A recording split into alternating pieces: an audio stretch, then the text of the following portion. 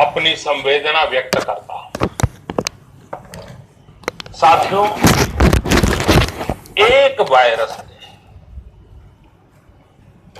Virus ने दुनिया को तहस नहस कर दिया है।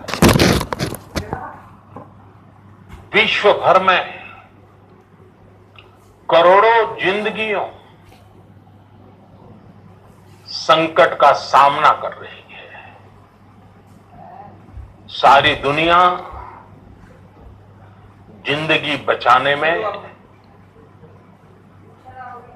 एक प्रकार से जंग में जुटी है।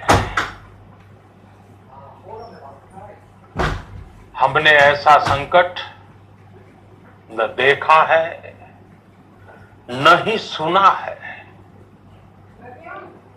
निश्चित तौर पर मानव जाति के लिए ये सब कुछ अकल्पनीय है। ये क्राइसिस अभूतपूर्व है, लेकिन थकना, हारना, टूटना, बिखरना मानव को मंजूर नहीं है। सतर्क रहते हुए ऐसी जंग के सभी नियमों का पालन करते हुए अब हमें बचना भी है और आगे बढ़ना भी है।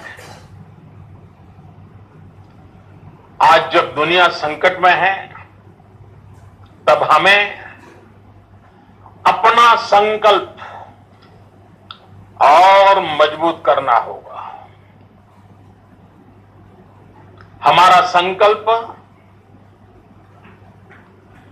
इस संकट से भी विराट होगा। साथियों,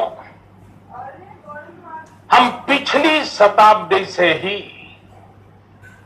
लगातार सुनते आए हैं कि 21वीं सदी हिंदुस्तान की है। हमें कोरोना से पहले की दुनिया को, वैश्विक व्यवस्थाओं को विस्तार से देखने समझने का मौका मिला है। कोरोना संकट के बाद भी दुनिया में जो स्थितियां बन रही हैं, उसे भी हम निरंतर देख रहे हैं।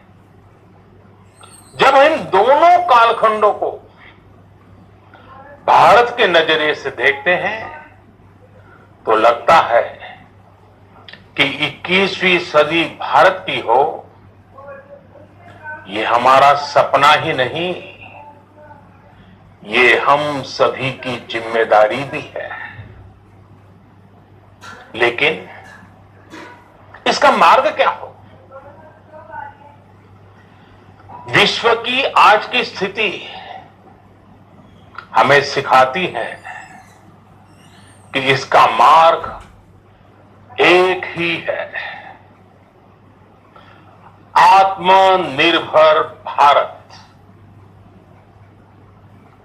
हमारे यहां शास्त्रों में कहा गया है, एषः पंथः, यानी यही रास्ता है आत्मनिर्भर भारत। साथियों, एक राष्ट्र के रूप में आज हम एक बहुत अहम मोड़ पर खड़े हैं। इतनी बड़ी आपदा भारत के लिए एक संकेत लेकर आई है, एक संदेश लेकर आई है, एक अवसर लेकर आई है। मैं एक उदाहरण के साथ अपनी बात बताने का प्रयास करता हूं। जब कोरोना संकट शुरू हुआ, तब भारत में एक भी पीपीई किट नहीं बनती थी। N95 मास्क का भारत में नाम मात्र उत्पादन होता था। आज स्थिति ये है कि भारत में ही हर रोज 2 लाख पीपीई और 2 लाख N95 मास्क बनाए जा रहे हैं। ये हम इसलिए कर पाए क्योंकि भारत ने आपदा को अवसर में बदल दिया। आपदा को अवसर में बदलने की भारत की ये दृष्टि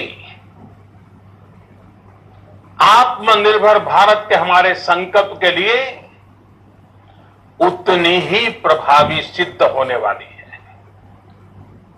साथियों, आज विश्व में आत्मनिर्भर शब्द के मायने पूरी तरह बदल गए हैं। ग्लोबल वर्ल्ड में आत्मनिर्भरता की डेफिनेशन बदल रही है। अर्थ केंद्रित वैश्वीकरण बनाम मानव केंद्रित वैश्वीकरण की चर्चा